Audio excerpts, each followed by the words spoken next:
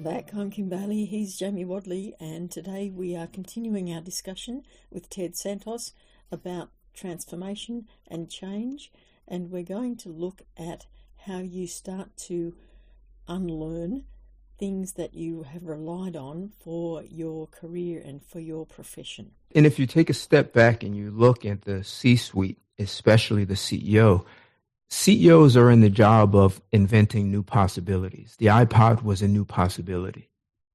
And if you're not creating those new possibilities, then you're most likely just maintaining the organization. As much as I hold Steve Jobs in high regard as being a great example of someone who's not afraid to disrupt the market, Tim Cook, on the other hand, I don't know if he has that capacity. He inherited a company that was so well set up, such a juggernaut, that it is self-sustaining, but I don't know for how long. So he's not there, at least from what I see, he's not there intentionally creating problems. Now, some people may say, well, they should be on the AI bandwagon, but they did something interesting and discovered that AI is not as intelligent as people think. If you ask it a few questions, it just sort of breaks down. And I would assert, and I don't want to get us off topic here, but I would assert that artificial intelligence, because it's being created by humans, it's going to be difficult for us to create something that's more intelligent than we are. If we could, we would create artificial intelligence that could work out things that we don't know. And I'm not sure if we know how to write algorithms for AI to make those kinds of discoveries. AI can look at huge data and then bring and connect, different data points to things that we, normally wouldn't see. Or you would have to have a ton of people working together in different disciplines like neuroscience and physics and mathematics and looking at different data points. But AI does that faster. So AI can have thoughts faster than us. I don't know AI for being able to uncover these new possibilities in this domain of things we didn't know. So as humans, we have that capacity. So one of the ways that supports us and being able to get into that domain of things we didn't know is to start unlearning things that will derail us when we start going down these paths into a new paradigm. Because what seems to be like this automaticity is we want to invent a new paradigm, but we use the existing paradigm to reference to create the new paradigm. And what you end up with is the old paradigm enhanced. It's not a paradigm shift. It's just the old paradigm, more, better, or different. Yeah, it's a paradigm adjustment. Right. I will use an example because our listeners will understand. They know that I'm very involved in floral art and floral art competitions. And I made a decision not so long ago that I would host a global online competition so that people could do their designs at home, send in their images, and it would be judged by AI. Now, the paradigm shift in that is that it's going to be not judged by humans. So it's going to be judged by AI, but I still have to instruct AI how to judge. But in the course of that, in the course of promoting it, I had email and inquiry from someone who asked if there could be artificial flowers in the competition. Now, for all of the time I've ever been involved in the industry, it's always been fresh flowers, and artificial flowers were like, don't bring them into the room. And I thought at the time, why not? The result that I got, these people were so excited because they have never had a competition for artificial flowers, let alone a world one. And and so I said, okay, we'll set up these 5 classes. They can only be artificial flowers. And I thought, well, that's the end of it. And then the next question was, well, we've never had a competition, so we don't know what to do next. But what I did, of course, was reference what we would do with fresh flowers in a competition. So I'm using the old system and overlaying it with what could have been an opportunity to do things differently. Interesting. And will AI be able to distinguish between real flowers and artificial? Well, the artificial, they won't be mixed classes. So there's 15 classes that are only fresh and 5 that are only artificial. And I understand that. In terms of the competition, everything is judged across the world on the principles and elements of design. So there's that basis. Right. But the instruction for every class that it's given will be about focus on these parts of the principles and elements of design. So if it's, say, frame it, then you focus on the line, and line is the dominant or gets more points than other things. Okay. But it's still me and others saying these are the parameters for this. Right. So it's still going back to the old stuff. Although in that sense, there's disparity across the world about how things get judged, because there's the group who use a point score and there's the group who use visual weightings. All of that. Maybe AI will prefer the artificial flowers. Yeah. Well, I really would wonder if AI would know the difference between artificial and real flowers. I'm just curious. It's just a curiosity question. I guess it will depend on the quality of the images that come in. Okay. Sometimes you could see that there's texture in an artificial flower that wouldn't be in that same flower in nature. Right. So the last thing I was talking about was unlearning things that you know, and there are lots of things to unlearn. And perhaps one of the most important things is to unlearn things that personally derailed you. So I had a client, a CEO, and he had an event that occurred when he was very young, 5 years old. He has other siblings, but this particular day, he was the only child in the car with his parents, and his parents they were having an argument, and the mother says, stop the car. She gets out and crosses the street. And he was really upset. Now, he's only 5 years old. He's really upset with what his dad said to his mom. And he's feeling really protective of his mom. So his mom gets out, runs across the street. He's angry. He's furious with his father. He's 5 years old. There's nothing he can do to his father. He couldn't stop or alter the situation. So he just opens the door and runs out the car and runs across the street. And he doesn't even look. Luckily, he doesn't get hit, but he doesn't look. And he gets, Mom, I'm here for you. So there's that kind of hero thing. And there's this huge risk taking. So what that did is had him develop this mindset of being the high risk taker and the hero. And he just happens to be really tall, like 6'5", and he uses that as a way to dominate his people. Mm-hmm. So I'm the hero. I'm the guy who does it all. It all comes down on me. And a lot of times you'll hear CEOs saying, why does it all fall on my shoulders? And there are incidences like that shape them, and that's why it all comes down on their shoulders, because they have this kind of hero complex. How that really hurts him is because he has to be the hero, it's difficult for him to hire someone more talented than himself. Mm. He'll end up micromanaging that person. And so instead of him being at the helm of the ship, creating problems for the organization to solve, he's in the weeds in the organization, being a hero. And if it's a sort of my way or the highway, I'm the, hero and the kind of bully. He's a bully, because one of the things is from that scenario, he wanted to make sure never happened is the dominance of his father. So he wouldn't let anyone be better than him. So it makes it very difficult for him to hire top talent. So everything falls on his shoulders.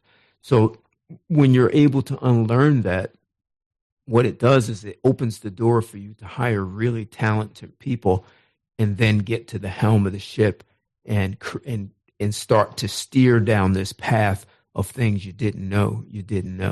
It frees you up from things that it's all on my shoulders. It's quite fascinating to see the relevance of the thinking.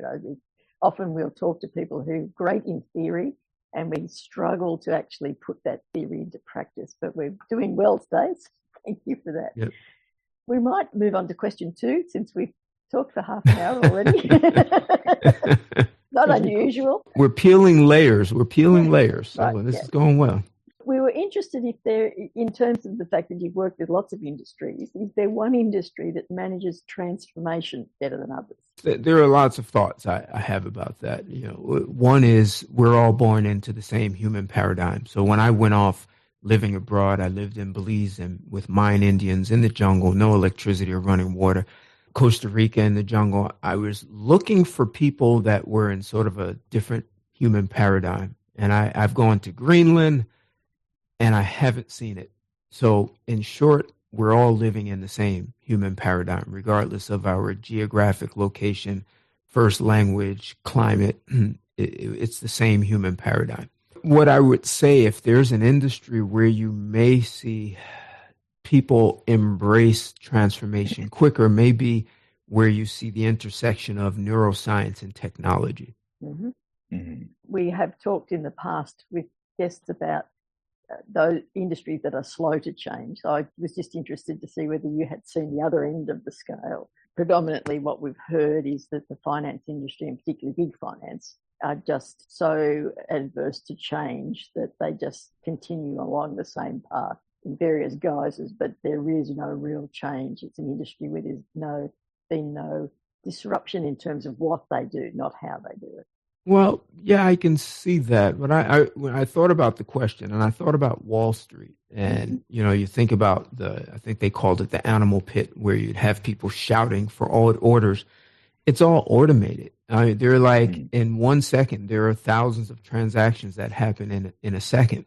And then there's this organization. I can't believe I just forgot the name. They created a black box. What they created, which was sort of revolutionary, if you wanted to sell 1 million shares on the New York Stock Exchange, they broke it up into 1,000 share lots. And so as soon as you started selling it, everyone would know you're selling your shares and the price could go down because of that, or you're buying and the price could go up. So what they allowed people to do is drop 1 million shares and sell it in nanoseconds. Bang! Just in seconds, it's sold, and no one saw you selling your 1 million shares until the end of the day. Oh gosh, I know the name of this company. So that's an example of trading. Instead of shouting your orders, it's a black box. So that I look at Wall Street, and you look at how they've supported AI before the public. So sometimes Wall Street is a little bit, they're sometimes factoring in, and they're a little bit ahead of the curve. They're factoring in interest rate cuts. They're factoring in technology or geopolitical situations. And maybe you're saying from a banking standpoint, maybe, but I see Wall Street as being a little more nimble sometimes. Sometimes they get too far ahead of the curve. They're pretty good at I don't know if it's insider trading. They know things the rest of us don't know, but they have been pretty good at projecting what's to come down the road. And sometimes it's too far ahead. Yeah. And sometimes there's too much exuberance there. I'm just interested in, if we go back to all of these different cultures that you've experienced around the world in that time you were traveling, was it obvious to you then that those groups of people were more acceptable of change and of adjustment, or virtually every day in what they were doing? Ooh, good question. Did they have the same conversation around change? If you take the Mayans, I mean, they've been living this way for a very long time. They live in huts. The floor is made of dirt. The roof is palm leaves. I took a bath in a lake every day. I mean, there were probably very little changes that they had to make. They had more control over their environment. And so I engaged primarily 2 villages. The one I stayed in the longest had only 329 people. The other village had 500 something people, and the 500 person village had gotten electricity 30 days before I arrived there. And within that 30 days, the young guys saw television and they saw things that they really hadn't seen, which were gangs, the Bloods and the Crips. So the young guys, older teenagers, early 20s, started organizing themselves as Bloods and Crips, spray painting, harassing women in the village.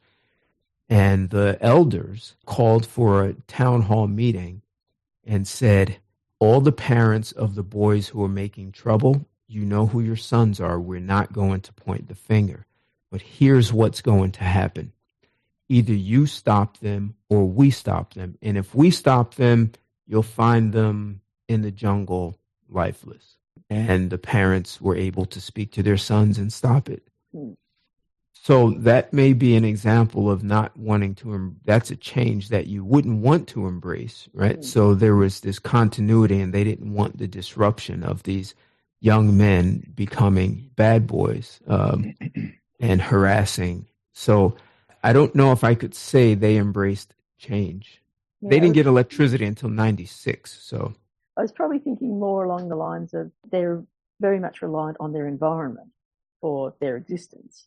And we have seen changes in the environment. And do they just have a mindset that says we'll adapt to the changes because we know the environment so well, we'll adapt to the change rather than, and it sort of leads into the very last question about can small transformations be as effective as big transformations? That was my thinking behind the question. Sure. No, I understand. From what I saw, the jungle was, their environment was very consistent. And they had, as an organized village, the way they chose crops, the men came together and said, I'm going to plant here. And once you harvest your crop, no one can plant there for 7 years. So they were able to, just imagine 7 years you're planning that no one can plant here for 7 years. So there was a lot of consistency for them, a lot. The environment hadn't changed for them. Until the electricity came. Well, so a few weeks after I left, the 300-person village, they did get a few weeks, I don't know, maybe 6 weeks after I left, they did, and I didn't go back to see what changes happened. But the 500-person village, yes, they had electricity. It was brand new, and it did create changes. And the apparently the town didn't like the changes it was creating. It'd be interested to see now, almost 30 years later, what happened. You're not tempted to go back and sure. There are lots of places I like to see, but just for sort of data collection and human behavior, you know, just living in those environments. Very interesting to see the idea of community and collaboration between people in the community, how they work together, and how and where money's not your competitive edge, how your survival. And being able to just thrive in that environment, cooperation with one another is really important. It's interesting, actually, when I hear you talk about that. You know, in their situation, the environment is such a major component compared to the amount of people who are existing in it. So it drives them. Whereas here we are essentially at the other end of the scale, where the human side of the equation is massive, and the environment has sort of disappeared underneath it. So we've almost manufactured a place where we need to undertake these sort of disruptive behaviours to survive it, and that was something they wouldn't have to deal with. It's fascinating, actually. I'm intrigued. Yeah, electricity was a disruptor for them. That would have been, but for us, electricity is no big deal. All right, it was interesting. You know, by 9 o'clock, you're going to bed. You know, it's dark. They've got the little Gerber baby bottles with kerosene and a wick, and that was light at nighttime. So you're living kind of by the sun. You wake up really early at 6:30. I had already done a lot of stuff by 6:30, and we were heading out to the field at 6:30 in the morning. There we'll take a break with Ted reminiscing about his early days of travel and learning about different cultures around the world, as well as how we can assimilate our learning and our changes into our own work environments. Join us for part 3. For now, I'm Kim Bailey. He's Jamie Wadley. We're talking with Ted Santos about transformation and change, and this is Inside Exec.